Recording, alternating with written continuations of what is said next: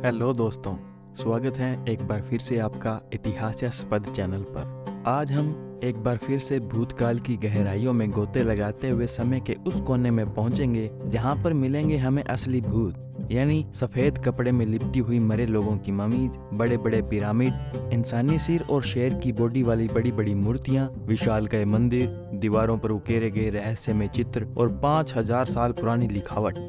ये सब वो चीजें हैं जो मिस्र सभ्यता के अवशेषों में मिली हैं, और अगर यह किसी इंसान को आकर्षित नहीं करती तो मैं नहीं जानता कि क्या चीज उस इंसान को आकर्षित करेगी।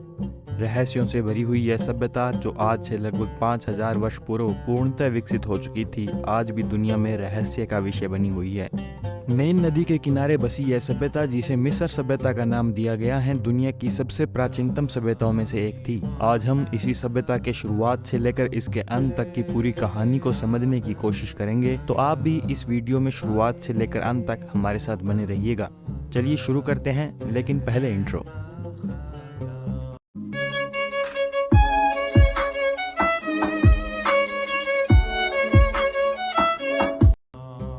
सबसे पहले तो हम जानते हैं मिस्र सभ्यता के भूगोल के बारे में। प्राचीन मिस्र उत्तर पूर्वी अफ्रीका में स्थित था। यह उत्तर दिशा में तो भूमध्य सागर और पश्चिम दिशा में सहारा मरुस्थल से घिरा हुआ था, और इसके बीच से निकलती थी इस सभ्यता की जीवनदायिनी और विश्व की सबसे लंबी नदी नील नदी। नील नदी का उद्गम केन्या, युगांडा और तंजानिया में फैली हुई विक्टोरिया झील से होता है। वैसे यहाँ से निकलने वाली नदी को व्हाइट नाइल के नाम से जाना जाता है। जब यह आगे चलकर एक और सहायक नदी ब्लू नाइल से मिलती हैं, तब जाकर नील नदी अपनी पूर्णता को प्राप्त करती है। यहाँ से उत्तर दिशा की तरफ बहती हुई नील नदी युगांडा, सूडान और मिस्र को चीरती हुई भूमध्य सागर में जाकर मिल जाती है। अपने बहाव क्षेत्र में यह खेती के लिए एक बेहतरीन मैदान तैयार करती जाती है, जिसके सहारे यह सभ्यता फली फूली थी। नील नदी व्यापार के लिए भी एक बेहतरीन मार्ग प्रशस्त करती है, जिसके सहारे चीजों को एक जगह से दूसरी जगह लाना ले जाना आसान हो गया था। नील नदी के दक्षिणी क्षेत्र यानी बहाव के ऊपरी क्षेत्र को तो अपर इजिप्ट और बहाव के निचले क्षेत्र यानी कि उत्तरी मिस्र को लोअर इजिप्ट कहा जाता है। अब जब हमने इस सभ्यता के भूगोल को अच्छे से समझ लिया है, तो इसके इतिहास को समझना हमारे लिए थोड़ा आसान हो जाएगा। मिस्र सभ्यता के इतिहास को और भी आसान बनाने के लिए इसे अलग अलग भागों में बांटा जाता है, जिनमें से पहला है द प्री डायनेस्टिक पीरियड। दरअसल क्या हुआ कि 6000 ईसा पूर्व तक आते आते क्षेत्र के आसपास रहने वाले लोग नील नदी के मैदानी भागों में खेती करने लग गए थे और एक जगह पर बसना शुरू हो गए थे। इन्हीं शुरुआती लोगों ने आगे चलकर धीरे धीरे इस सभ्यता का विकास करना शुरू किया और अपनी खुद की राजनीतिक व्यवस्था लागू की, और इस क्षेत्र में 2 राज्यों का विकास किया जो अपर इजिप्ट और लोअर इजिप्ट में बसे हुए थे। इन दोनों राज्यों के बीच में व्यापार, मित्रता और लड़ाइयाँ इंसानी फितरत के मुताबिक चलती रहती थी। 3150 ईसा पूर्व के आसपास अपर इजिप्ट के राजा नार्मेर ने लोअर इजिप्ट को अपने नियंत्रण में ले लिया और इजिप्ट का यूनिफिकेशन किया। इस तरह शुरुआत होती है मिस्र सभ्यता के अगले period the early dynastic period की, जिसमें एकीकृत मिस्र का पहला राजा या फेरो नार्मर बना। इस पीरियड के दौरान ही मिस्र का लेखन कला का विकास हुआ, जिसे हायरोग्लिफिक राइटिंग कहा जाता है। हायरोग्लिफिक का शाब्दिक अर्थ है पवित्र नक्काशी। इस भाषा में अलग अलग तरह के संकेत और चित्र वगैरह शामिल थे, जिनका प्रयोग अलग अलग प्रकार के डेटा को सुरक्षित रखने के लिए किया जाता था। इस भाषा को सामान्यतः पत्थर, लकड़ी या फिर मिस्र की एक महत्वपूर्ण खासियत पपायरस घास से बने हुए कागज नुमा पत्ते या पत्ते नुमा कागज जो भी हो, उसके ऊपर यह अपनी लिखावट लिखते थे। द ओल्ड किंगडम जो 2686 से 2181 ईसा पूर्व तक चला था, इस दौरान मिस्र सभ्यता ने अपनी समृद्धि और सांस्कृतिक विकास की पराकाष्ठा का अनुभव किया। ओल्ड किंगडम के दौरान ही सबसे पहले पिरामिड्स का निर्माण किया गया। इस समय के राजा जोसर ने मिस्र का प्रसिद्ध स्टेप पिरामिड ऑफ जोसर और एक दूसरे राजा नेफेरू ने बेंट पिरामिड ऑफ नेफेरू का निर्माण करवाया। इस तरह के पिरामिड आज दुनिया में मिस्र सभ्यता की पहचान बन चुके हैं और दुनिया के प्रमुख अजूबों में से एक बने हुए हैं। इतिहासकार हेरोडोटस के मुताबिक 1 लाख कर्मचारियों ने 20 सालों तक लगातार काम करके एकमात्र खुफू के पिरामिड का निर्माण गिजा में किया था। इस पिरामिड की ऊंचाई 481 फीट और इसे बनाने में 20 लाख से भी ज्यादा लाइमस्टोन ब्लॉक का इस्तेमाल किया गया है। इनमें से प्रत्येक ब्लॉक का वजन 2.5 से 15 टन के बीच है। इन पिरामिड का निर्माण कैसे किया गया होगा, इस बारे में अलग अलग थ्योरी दी गई हैं, लेकिन उनमें से कोई भी पूरी तरह से सटीक प्रतीत नहीं होती हैं, क्योंकि इतने भारी भरकम पत्थरों को एक जगह से दूसरी जगह ले जाना और एक के ऊपर एक इतनी ऊंचाई तक स्थापित करना उस समय के टेक्नोलॉजी के लिहाज से बेहद दुष्कर कार्य था। और इन पत्थरों को एक दूसरे के ऊपर और स्टाकर इतनी महीनता से लगाया गया है कि उसे कॉपी करना आज के बिल्डर्स के लिए भी बड़ा दुष्कर कार्य है। तो इस तरह इन पिरामिड्स का निर्माण कैसे किया गया, यह अभी भी एक तरह से रहस्य बना हुआ है। इन पिरामिड्स का निर्माण फेरो की कब्र के रूप में किया जाता था, जिसमें इन राजाओं के मृत शरीर के अंदरूनी अंगों को निकालकर एक प्रकार के नमक की सहायता से सुखाकर और कपड़े में लपेटकर मम्मी के रूप में दफनाया जाता था।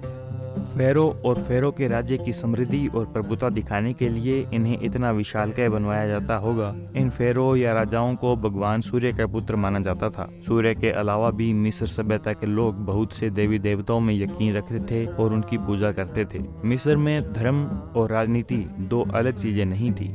मंदिरों के पुजारी ही क्षेत्रीय कामकाज देखते थे और उन सभी पुजारियों का एक प्रधान पुजारी स्वयं राजा होता था, जो पूरे साम्राज्य पर अपना नियंत्रण रखता था। ओल्ड किंगडम के समय के इजिप्शियन राजा धार्मिक विश्वासों के आधार पर ही अपना राज्य चलाते थे। उनके पास कोई स्थायी सेना नहीं थी और न ही उनके आसपास के क्षेत्रों को जीतने में कोई रुचि थी। इसके भी दो कारण थे। एक तो यह कि नील नदी घाटी में प्रचुर मात्रा में खाद्य सामग्री का उत्पादन होता था, जिससे इन्हें संसाधनों के लिए कहीं और रुक करने की जरूरत महसूस नहीं हुई। दूसरा, प्राचीन मिस्र साम्राज्य मरुस्थल और समुद्र से घिरा हुआ था। इन भौगोलिक परिस्थितियों के कारण इन पर अब तक कोई बड़ा बाहरी आक्रमण नहीं हुआ था, जिससे इन्हें स्थायी सेना रखने की जरूरत महसूस नहीं हुई। ईसा पूर्व 2181 तक आते आते ओल्ड किंगडम में चली आ रही मिस्र की व्यवस्था चरमराने लगी थी। इसके बहुत से कारण सामने आते हैं, जैसे कि पिरामिड जैसी बड़ी और अनावश्यक संरचनाओं का निर्माण करवाने में संसाधनों का जरूरत से ज़्यादा प्रयोग हुआ, जिसके कारण मिस्र की अर्थव्यवस्था चरमराने लगी। इसके अलावा नील नदी में अनियमित बाढ़ या सूखे की घटनाएं भी ओल्ड किंगडम के पतन का कारण बने और कुछ जगहों पर आसपास के मरुस्थलीय क्षेत्रों में रहने वाले ट्राइब्स का आक्रमण होना भी ओल्ड किंगडम में कमजोरी को दिखाता है। 2181 ईसा पूर्व के आसपास ओल्ड किंगडम के पतन के बाद लगभग 130 सालों तक मिस्र साम्राज्य उथल पुथल और अराजकता के दौर में रहा। इस दौरान मिस्र का प्राचीन साम्राज्य विभाजित हो चुका था और स्थानीय राजाओं ने अपने स्वयं के शासन स्थापित कर लिए थे। इस काल के दौरान मिस्र की सांस्कृतिक और कलात्मक उपलब्धियों में गिरावट आ चुकी थी और उसकी जगह सामाजिक अव्यवस्था और हिंसा ने ले ली थी। इस अव्यवस्था और उथल पुथल के दौर का खात्मा हुआ दूसरी सहस्त्राब्दी ईसा पूर्व के शुरुआत में, जब मेंटुहोटेप द्वितीय और सेनुसरेत तृतीय जैसे फेरोज ने मिस्र को पुनः एकीकृत किया और थीबेस नामक नई राजधानी स्थापित की। मिडिल किंगडम के राजाओं ने मिस्र के सीमाओं के विस्तार में भी रुचि ली और पड़ोसी राज्यों के साथ राजनीतिक संबंध स्थापित किए। इसके अलावा साहित्य, कला और आर्किटेक्चर में भी मिडिल किंगडम के समय मिस्र ने तरक्की की। 1650 ईसा पूर्व के आसपास मिस्र साम्राज्य की इस उन्नति पर एक बार फिर से विराम लग गया, जब मिस्र पर पहली बार कोई प्रबल विदेशी आक्रमण हुआ। इन आक्रमणकारियों को हिक्सोस के नाम से जाना जाता है। यह मध्य पूर्व या पश्चिमी एशिया के लोग थे, जिन्होंने लगभग 100 सालों तक मिस्र पर अपना आधिपत्य बनाए रखा। हिक्सोस लोगों ने नए प्रकार के हथियारों और रथों जैसी नई तकनीक से मिस्र का परिचय करवाया, जिसका इस्तेमाल मिस्र के लोगों ने आगे चलकर अपनी सेना को मजबूत बनाने में किया। हिक्सोस के आक्रमण ने मिस्र के लोगों में देशभक्ति की भावना को जागृत कर दिया था और मिस्र के दक्षिणी भाग से एक क्रांति की शुरुआत हुई, जिसमें धीरे धीरे संपूर्ण मिस्र जुड़ता गया और 1560 तक आते आते हिक्सोस को मिस्र से उखाड़ फेंका गया। इस जीत के हीरो अहमोस के नेतृत्व में मिस्र साम्राज्य को एक बार फिर से एकीकृत किया गया और अब तक के सभी साम्राज्यों में सर्वाधिक मजबूत और समेकित साम्राज्य का निर्माण किया गया। अहमोस के राजा बनने के बाद के पीरियड को न्यू किंगडम कहा जाता है और यह 1550 ईसा पूर्व से 1069 ईसा पूर्व तक चला। इस न्यू किंगडम के राजा शांति और तटस्थता के मार्ग पर चलने वाले नहीं थे। हिक्सोस के खिलाफ सफलतापूर्वक लड़े गए युद्धों ने मिस्र वासियों के बीच और अधिक विजयों की लालसा को जगा दिया था। एक विशाल सैन्य शक्ति का निर्माण किया गया, जिससे मिस्र के राजाओं की ताकत और भी बढ़ गई और इसके साथ बढ़ती गई उनकी साम्राज्यवादी महत्वाकांक्षा। अहमोस के वंशजों ने फिलिस्तीन और सीरिया के ऊपर आक्रमण करके उन्हें अपने अधिकार में ले लिया। अपने समय की सबसे ताकतवर सेनाओं से लैस यह राजा अपने सभी शत्रुओं को नेस्तनाबूद करते हुए अपने साम्राज्य का विस्तार फरात नदी से लेकर नील नदी घाटी तक कर चुके थे। लेकिन मिस्र के राजा कभी भी इन जीते गए लोगों को अपना वफादार प्रजा में तब्दील नहीं कर पाए, जिसके कारण मिस्र साम्राज्य में कमजोरी का चिन्ह पाते ही इन क्षेत्रों से विद्रोह के स्वर उठने लगते थे। थोड़े समय के लिए मिस्र के ताकतवर राजा इन विद्रोहियों को दबाने में सफल रहे, लेकिन होनी को कौन टाल सकता है। सफलतापूर्वक संभाले जा सकने लायक क्षेत्र से कहीं अधिक क्षेत्र को जीत लिया गया था और इजिप्ट में आवश्यकता से अधिक संपन्नता के आगमन ने राष्ट्रीयता की भावना को कमजोर किया और उसका स्थान भ्रष्टाचार और भोग विलास ने ले लिया।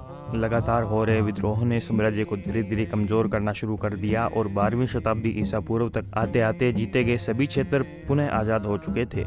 रामसे तृतीय न्यू किंगडम का अंतिम महान शासक हुआ, जिसने 1182 से 1151 ईसा पूर्व के बीच शासन किया। उसके बाद आने वाले शासक बेहद कमजोर साबित हुए और 10वीं शताब्दी के मध्य में लीबिया से आए बर्बर लोगों ने फेरो की गद्दी पर अपना अधिकार जमा लिया। लीबियंस के बाद इथियोपिया से आए हुए लोग, जिन्हें नूबियंस कहा जाता है, उन्होंने भी थोड़े समय के लिए मिस्र के साम्राज्य पर अपना आधिपत्य जमाया। उसके बाद, जैसा कि हमने मेसोपोटामिया वाले वीडियो में देखा था, 670 ईस्वी में असीरियंस ने संपूर्ण मिस्र पर अपना अधिकार कर लिया था। हालांकि वह अपना अधिकार केवल 8 सालों के लिए ही काम रख पाए। असीरिय साम्राज्य के पतन के बाद मिस्र के लोगों ने फिर से स्वतंत्रता हासिल की और अपनी संस्कृति का फिर से उत्थान करने का प्रयास किया, लेकिन इस स्वतंत्रता का जल्द ही अंत हो गया जब 525 ईसा पूर्व में मिस्र को फारस के साम्राज्य में मिला लिया गया। प्राचीन मिस्र साम्राज्य इसके बाद कभी फिर से उभर नहीं पाया और इस महान सभ्यता का अंत हो गया। तो कैसा लगा आपको मिस्र सभ्यता का इतिहास, कमेंट करके बताइएगा जरूर। और अगर आपको यह वीडियो पसंद आया हो तो लाइक करना ना भूलिएगा।